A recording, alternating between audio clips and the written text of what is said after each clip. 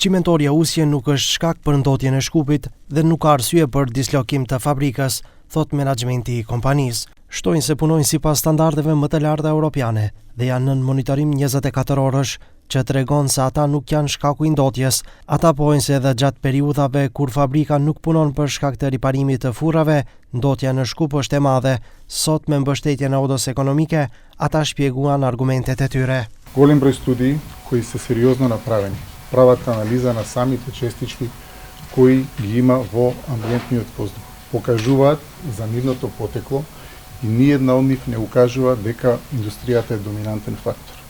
Од друга страна, Усје има 24 часовен мониторинг кој мери секоја секунда на секој оџак од производниот процес на фабриката.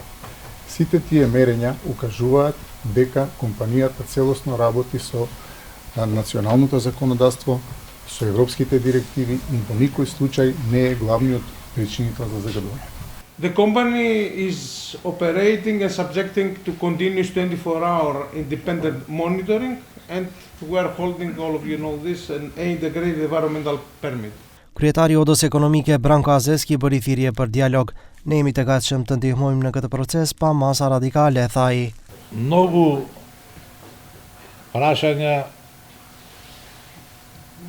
кај нас имаат суштествено значење за понатамошниот развој на државата, но она што мора да се знае, треба да се врвните приоритети кои што мора да се испочитуваат, заштита на населението, максимални услови за стварање профит на економијата и подигнување на нивото на животниот стандард на граѓаните.